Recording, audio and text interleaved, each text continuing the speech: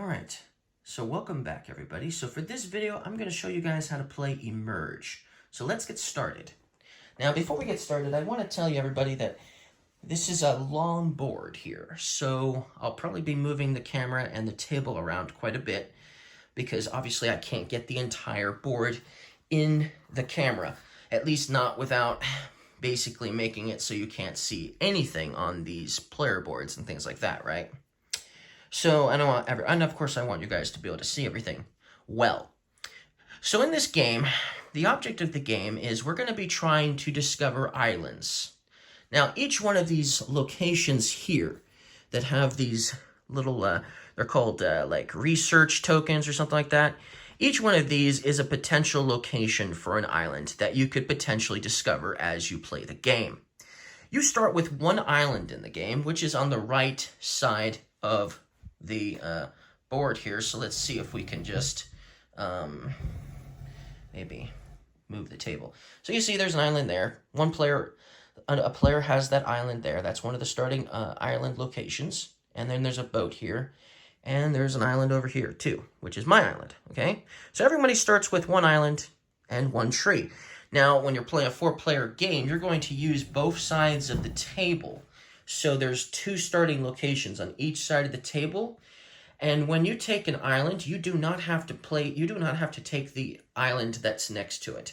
So for instance, if I had an island here, I would not be entitled to having to take this island here. My next island could be all the way over here, for instance. That would be allowed. So you don't have to take them in any particular order. There's no advantage that one player is going to have based on what side of the table they are on. There's no advantage. So just thought I'd make a mental note of that right now. So anyways, so you're going to be placing out islands. And that's one of the main ways you're going to be scoring victory points in this game is by placing out islands. But of course, islands need to have life. And so in order to score victory points, you're going to need plants and animals on your island to score you victory points. This is one of the main ways you're going to score victory points in this game.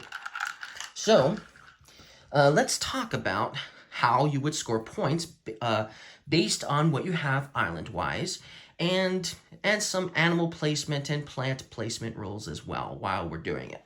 So we're going to move these out of the way. And we're going to place out this small island here first. So let's say I have a small island here, and I want to place a tree. Well, I can place a tree on an island. So, hey, there we go. We've got a tree out. Now let's say I want to place out a crab, but there is no tree on the island. I cannot place this crab on an island that has no tree because it doesn't have sustenance for the crab. So the placement rules is as follows. If you want to place a crab, there has to be a tree on the island, okay? So if you want to place a crab, there has to be a tree on the island. But then you can place a crab later on. We'll explain how you would do that action-wise later. But yeah, we're just talking about points and placement rules right now. If you wanted to place a turtle, there would have to be a crab on the island.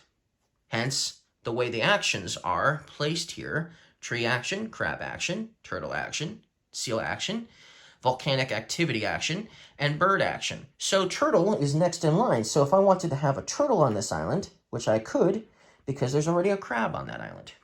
And if I wanted to put a seal on that island, there'd have to be a sea turtle on that island, which there is. So then I can place out the seal on that island. Now, the way that is right now, that island would score me 7 victory points.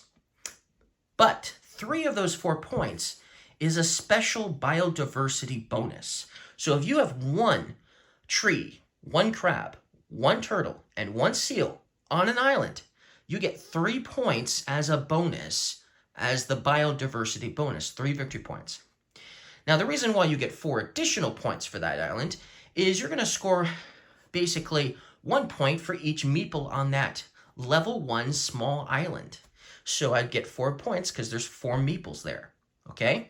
If I wanted to get more points, I could potentially get more points. If I take the tree action, I could actually use the tree action to place out 3 more trees. So that's one of the ways I'd get more trees on the island. I could take this tree action again if, and we'll talk about this in further detail later, but I could place out more trees on an island, making it 3 trees now.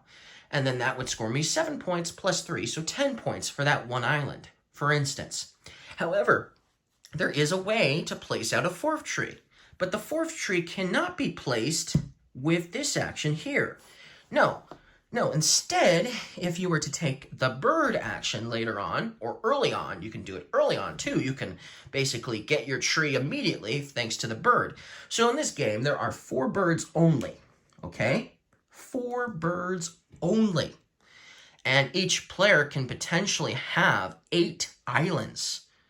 And if you're playing a 4-player game, that means potentially each player is only going to have 1 bird on 1 island.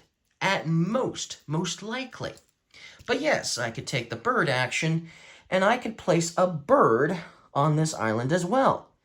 Cool, right? Now, the cool thing is, since the bird is separate from the other animals, there does not need to be those 3 animals. In fact, there doesn't need to be anything on this island. It doesn't even have to have a tree on it. I could just take the bird action and then place a bird on this island. Now, what that bird is going to do is it's going to allow me to plant a seed, which actually becomes our next tree. So that's how you would get the 4th tree, is from that bird. And then, of course, you could still get the other 3 trees the old-fashioned way as far as taking the action. But then, if I was to able to get, all of these animals on here, on this tiny, itsy-bitsy little island, which is obviously starting to get a little cramped now, I could potentially score a total of, 8 victory points, plus because I have everything here, not including the bird, that's an additional 3 victory points, so that's 8 plus 3, so 9, 10, 11. So 11 victory points for that one island. Now, there are actually ways to score even more points than that. So one of the things we're going to be doing is not only are we going to be discovering new islands, but there's a lot of volcanic activity in the area, which means islands are growing and they're getting bigger. And so if I was to have a medium-sized island, which is a level 2 island basically, a medium-sized island, which is made up of 2 tiles, I can have that. Now, of course, before a medium island can be formed, there has to be a small island already there. But if I have a small island, later on with the volcanic activity action, I could make that small island bigger into a medium-sized island. Now, if all of these guys were on this island instead, it would be 2 times that number. So it would be 2 times, the 4 trees, 5, 6, 7, 8. It'd be 2 times 8. How many points is that? Well, that's a lot of victory points. That's 16 points. A whole lot more. And then, of course, I'd still get the biodiversity bonus as well. So that's 3 more points. Wonderful, right? But you can get even more points than that. So you can also make your medium island. Once you have a medium island, you can turn that medium island into a large island. Now, this is the largest it can go, but it's 3 tile size. And, of course, it's going to start out as a small, then work its way up to a medium, and then eventually work its way up to a large. But then, if I was able to get everybody on here, onto this large island, it would be 3 times that number. So 3 times 8. That's even more victory points there. So you get the point. The bigger, the better. Gives you the more points. And obviously, as many as you can get on that island, times 3. That's amazing. That's awesome. So that's how you're going to place out. That's basically the placement rules. But there are a couple other placement rules. For one, there is only allowed, and it even says it on here on your player board, but you're only allowed to have 1 bird max on an island. You're also only allowed to have 1 seal on an island, and 1 turtle on an island, and 1 crab on an island, because obviously if you had 2 crabs on the same island, they would get pretty crabby. And then you're allowed to have 4 trees per island. So, the placement rules are right here in front of you. So very simple, obviously. So that's basically how that's the main way you're going to score victory points is that equation, obviously. So that's how that would work. Now, there is another way you can score victory points in this game. There's actually two other ways. We'll explain the third way later, but the second way you can score victory points is with bonus cards. Every game there are four randomly drawn bonus cards. And so if you're the first one to, for instance, place crabs on 4 different islands, because remember you can have 4 islands in this game per player, that means you can have 4 crabs, 1 on each island. If you're the first person that does this, you'll score 5 victory points. If you're the second person that does it, you're going to be scoring 3 victory points. And we have these little goal tokens to help you remind you when you obviously score it, you know, where you're putting your disc on and stuff, so you know how many you're going to get at the end of the game. But that's one of the possibilities. Here's another possibility. Place a turtle on a large island. So, hey, you've got a large island already, and you place a turtle on that large island, you can score 5 victory points that way. Or how about if you already have the turtle on an island, but the medium becomes a large? Well, now you've got a turtle on a large island, and you're the first one to do it. That's going to score you some victory points if you're first, obviously. If you use 3 research tokens in the same round, if you use them in the same round. Now, the way this is going to work is you're potentially going to have a lot of actions in one round. You could potentially take more than one action per round. So you're only allowed to take 1 action per turn. So that means everyone's going to be taking a turn, and then it's going to be somebody else's turn, and so on and so on. And eventually it'll be your turn again. You can take another turn.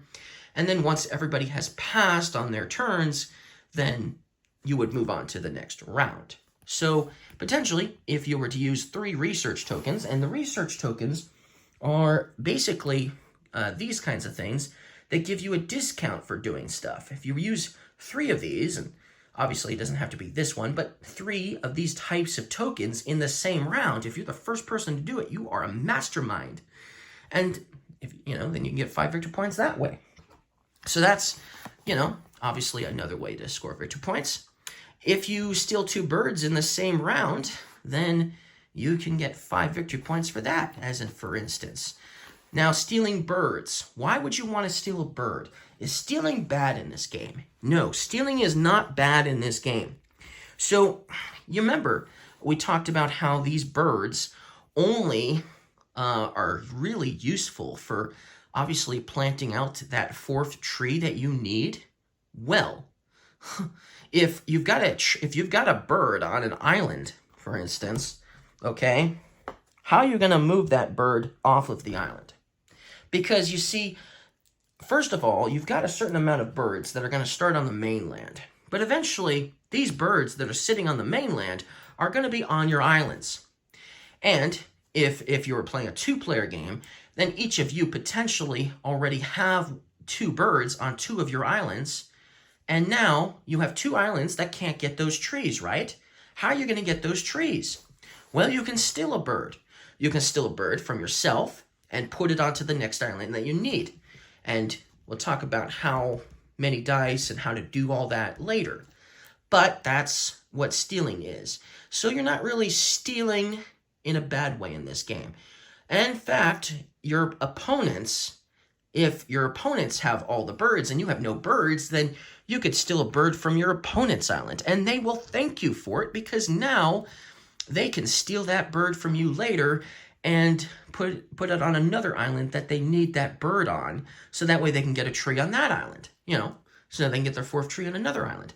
Of course, you still want birds at the end of the game for that additional bonus of scoring victory points, but seeing as you probably, depending on how many people you're playing with, you're probably only going to have 1 bird or 2 birds at most.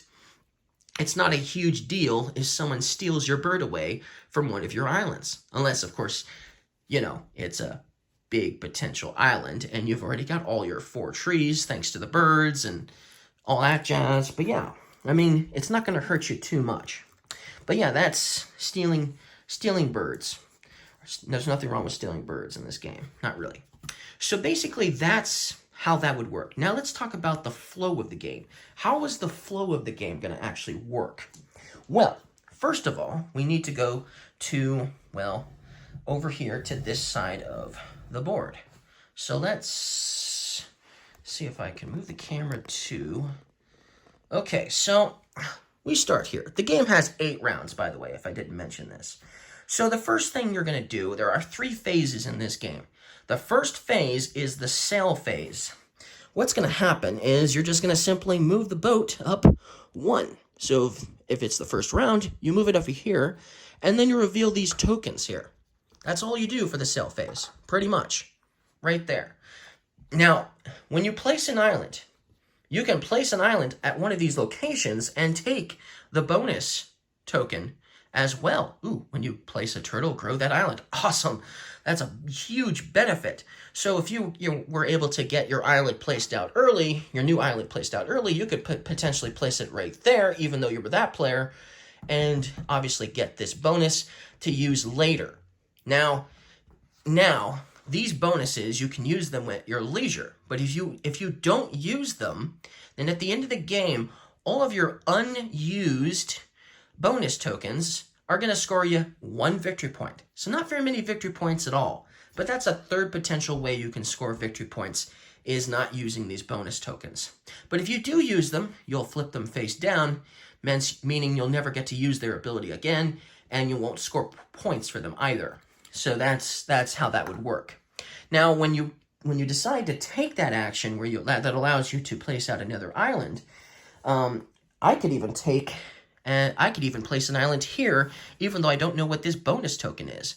But I would still get the bonus token regardless. So it's kind of a gamble to go for a spot that doesn't have the bonus token face up. It's kind of a gamble taking one of those. But maybe these 2 here you don't like, and you would rather take a random one and try your luck and maybe get a good potential bonus tile that's even better than those. Who knows?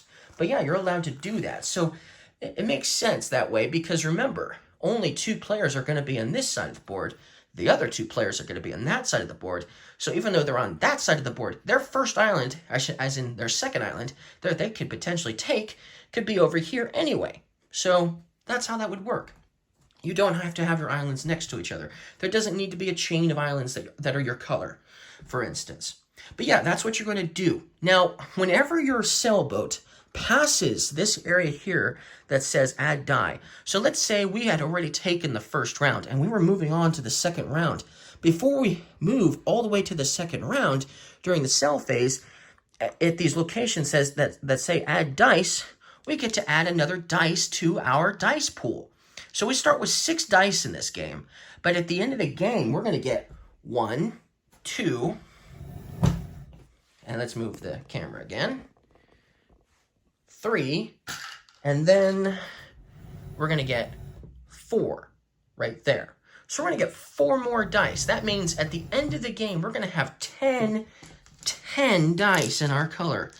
Right now, we only have 6, but we're going to get more as we play the game. And the very last round, we will have 10 of these dice, okay? That's how that's going to work.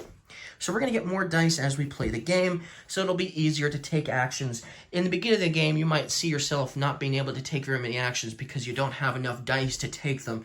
But as you get more dice, that'll mitigate that, and you'll get to take, obviously, more actions. So that's how that would work in the sail phase. Now, the modify phase is the second phase of the game. So during the modify phase, we can modify our actions. So what does that mean? Well, first of all, let me fix the camera here. It got all messed up. Okay, there we go. Hold on. Okay, that's better. Okay, so during the modify phase, there are these tiles that we can take. Now, we don't start with anything, but in the first round, we can take one of these modifier tiles, and we can place them anywhere we want on our player board. What they're going to allow us to do is they're going to increase the chances of taking a particular action. Now, obviously, rolling dice is about luck and what you're going to roll. Who knows what you're going to roll? You could roll 6 sixes, which I often tend to do, which isn't going to help me much if I keep rolling 6s because I want to take the other actions too, right? But yeah, you're going to be rolling dice, and sometimes you're going to not get enough numbers for a particular action. And so you can increase your chances. So let's say if I wanted to take this bird one, I could cover up the seal, for instance, with the bird if I wanted to. And so that way, when I take my action, and I want to take the bird action, the 4 and the 6s would both work for that action, which is sweet. And we'll explain that in further detail, why you might want to do that and all that jazz in a moment. But during the modifier phase, the first thing you're going to do is you're going to take one of these tiles and you're going to place it onto your player board somewhere, wherever you want. You can even just place it on the bird. If you're taking the bird, you can place it on the bird too. Now, why would you want to do that?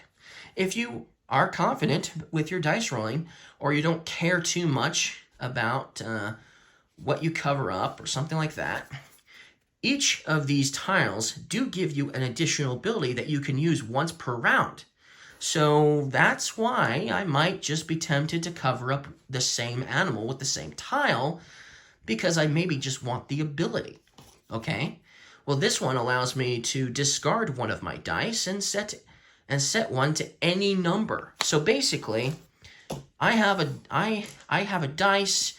I can discard it, get rid of it for the turn for the round, and then I can take any dice I want and turn it into any number I may need for this situation. That's a potential action. We'll explain the rest of these momentarily, but yeah, that's what you're going to do in the first round. So let's say, yeah, I will, cover up the seal, for instance, with this seabird, and then that would be it for the modifier phase, for instance. Then what you're going to do is, after everyone has chosen their tile, if they've chosen one, but yeah, you get a free tile every round, that's when you're finally going to get to roll your dice. You won't do it before you take a tile. You'll do it after, unfortunately. But that's the way the cookie crumbles. Now, on the next round, so round 2, you have a couple of options here. During round 2, you can always get rid of a tile that you don't want anymore. Maybe you thought this would be useful or something, and you took it, now you don't want it. Or maybe it's covering something that you now want, and there's no real way to modify it really right now, or you don't like the second idea. So you could, for instance, get rid of a tile once per round. So, that's an option. Now, you have 2 other options during the modifier phase. The other option is, regardless of whether you get rid of a tile or not, okay, is you can get another tile and add it to your player board, okay? That's option 1. You can do that. Or, for instance, let's say you have a couple of tiles out already, and they're covering stuff you want to utilize, and you don't like that. You want to utilize the turtle action, but you can't because this tile is covering up. So, and you don't want to get rid of this tile because you like this ability, okay, that the volcanic activity has or something like that, right? So what you can do is, instead of taking a new tile and adding it to your equation, you can instead reorganize your tiles and place them where you want them, okay? That's what you can do. So you can either take a tile once per turn, or you can organize your tiles once per turn. You can't do both, okay? One or the other. So that's something you can do. Now, after you've chosen your tiles, you'll roll your dice. So let's just go ahead and roll the dice, and hopefully nothing falls off here. Okay, so I've rolled my dice. So now it's time to allocate my dice. So I've got a 5 here, and I've got a 5 here, and I've got a 4 here, a 3, and 2 2s. Well, this is an issue. Okay, so let me explain how the actions work. Now remember, you have to have already a tree on an island, and you will in the beginning of the game. So potentially, as an action, I can place a crab, because remember, I start with an island. Let's just say this is the island I'm starting with, and here's my tree. As an action, I could spend 2 dice. So these 2 dice here on this location, I can spend it to place a crab onto an island. That would be my action for the turn. Okay, that's something I can do. The rest of these dice will stay there until my next turn. That's a potential action I could take, for instance. Now, in order to place a turtle, you need to have 3 dice on this number here. So I'd have to have 3 3s. I only have 1 3. Well, that doesn't do me any good. Also, in order to place a tree out, I need to have at least one dice here on this location. But I don't. So I can't place any more trees. So how's that going to work? Well, first of all, let's explain. Let me bring this up closer to the camera so you can see it a little better. But the way the tree action is going to work is I can place one tree, my first tree on an island, for just one dice that's on this location. Now, if this was the only island I had, and as you know, you start with this in the setup, one tree on the island, in order to place my second tree at that location, I'd have to have 2 dice on this location in order to do that. And then, of course, if I had 2 trees on that island from this ability here, obviously, I would have to have 3 dice in order to place my third tree. Now, if you get a tree from a bird early on, you're going to have to remember that the tree, one of the trees you got from the bird early on, okay? Well, most likely the bird will still be there for a while, but you never know. Someone might steal it from you or something like that. So you're going to want to make sure you make a mental note that you got a particular tree from a bird. So I guess you could place one face down to indicate that you got that tree from the bird. Or if you have everything face down, you could just have one tree up like this to indicate that that was the tree that you got from the bird. So that way you don't get this mixed up. So you know which dice you need to have in order to place out the next tree, whatever that may be. Okay? But yeah, that's how that's going to work. So it gets expensive, but you're going to be doing this action quite a bit because there's a lot of trees that can be placed out. So like I said, you'd have to have 3 dice in order to place out a turtle. You'd have to have 2 dice in order to place out a crab. You still have to follow the rules. You can't have more than one animal in this, of one type, so you can still only have one turtle on an island, obviously. And in order to place this guy, there'd have to be a crab already on the island. But here, the seal here, you need 4 dice in order to place the seal out. And of course, all of these other guys have to also be on the island. So in the beginning of the game, you will most likely not be taking this action, probably the first couple of turns. You will probably not be taking this action. So if you're thinking of which tile to take and where to place it on the first round, well, covering up the seal is not a bad idea since you won't be doing anything with it.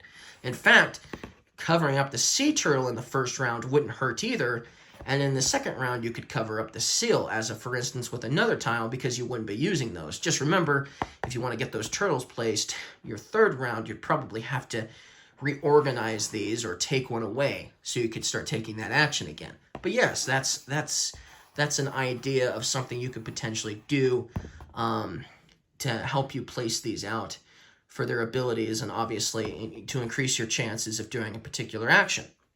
But another thing you might do in the first round is getting a new island.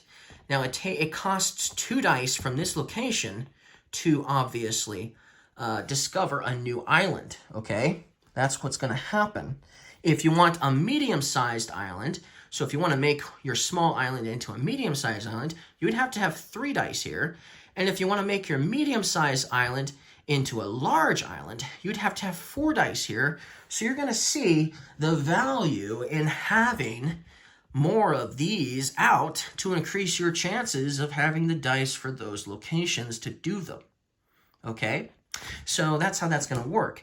For the bird, it's going to cost you 2 dice to take an island, to take a bird from the mainland.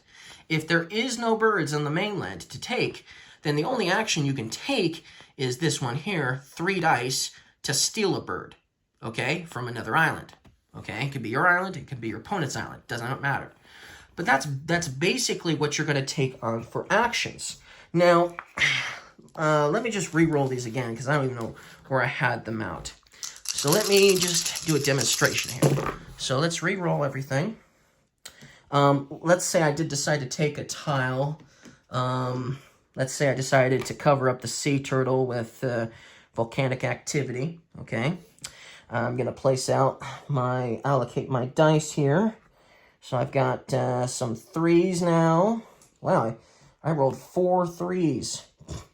Whew, that's a lot of 3s. And then I've got a 6 here and a 2 here. Now, I can take, an action. So let's say I was to discover an island. I could take that action now and discover a new island, taking these off and doing that. Then on my next turn, I could still discover another island for the cost of 2 dice. That's nice. I could discover 2 islands on the same turn, or maybe I just want to make my first island bigger so I could spend 3 dice on my first turn of the round, making my island bigger by spending 3 dice to do that. Now you're going to see here that we have 3 dice now, and my next turn I can't really do anything. I need 2 dice to take this action. I need another dice to take this action again. I need another dice to take this action. So what am I going to do?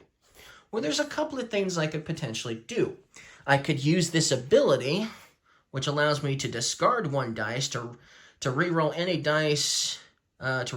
dice once. I could do that, which is why the bird ability was so much more useful, because I could discard 1 to set to any number. If I had taken this, instead, I could, for instance, have discarded this one maybe and turned this into a 2, for instance, for instance. I could have potentially done that. But no, I have it like this, right? So 6 here and the 3 here, right? So I could just discard 1 and take my chances and hope I roll a 2, which does not seem likely to work either. That wouldn't be a very smart move unless I'm, a gambler. Oh, but so what could I do? So if I can't take any more actions or choose not to take any more actions, I can pass. Then after everyone has taken their turns and everyone has passed, if I was the first one that passed, I'd have the run of the litter, or should I say I would have the run of the market. The market is, there are 4 research tokens that are always face up and out. So this is the market. We have 4 of these out here. I could take one of these, okay? I could take one of these. Now, if I want to have access to this first, I'd have to be the first one to pass. But if I was the first one to pass, then I could take my choice of these 4. Let's say I really wanted this one. I could take this one. But in order to take this, I'd have to spend 2 dice to take it. So yes, let's say I decided to, use this dice and this dice here to take this. So now my turn wasn't a complete waste. I got to obviously make my island bigger, but I also got one of these in that first round. Now, I've only got 1 dice left. Now, if you don't want to take anything, or you're left with just 1 dice, you can't do anything with just that 1 dice. So then you'll actually leave that dice there. That dice will stay there into the next round, into round 2. And then when it's time to obviously roll again, you can decide to either leave that dice there from the previous round, because maybe you want to increase your chances of getting the crab since you already got 1 there, or you can take it and roll it with the dice, or like I said, you can leave it there and roll. Okay, so that's how that's going to work. So it's an additional possibility to increase your chances, especially towards the end of the game when you're trying to get those seals placed and you have some 4s but not enough to do anything with. You can save them for the next round and hopefully increase your chances of getting more dice at this location, unless of course you manage to get some more tiles with the seal on it, of course. So we talked about how the volcanic activity tile and the bird tile work.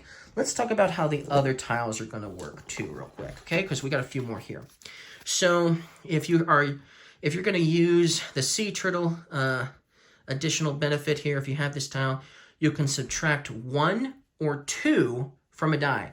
So let's say I had a 6 and I needed a 4 for the sea lion. I could take the dice that was on the 6 and I could turn it into a 4 as a for instance to increase, the likelihood that I can take that sea lion action, or maybe I have some 4s already there. So that's what I could do with that.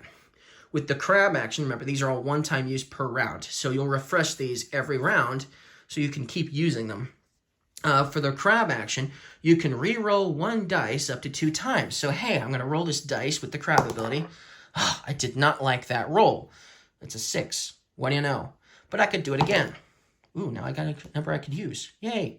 There we go. So that's what that does. With the tree action, I can also use this additional benefit where I can add 1 or 2 to a die. So it's the exact opposite of subtract. I could turn a 1 into a 3, for instance. And then with the Sea Lion dice, I can re-roll all dice with the same number. Ooh, let's say I have lots of 2s, and I've placed all of my crabs out, and crabs are no longer really beneficial to me because I have all my crabs.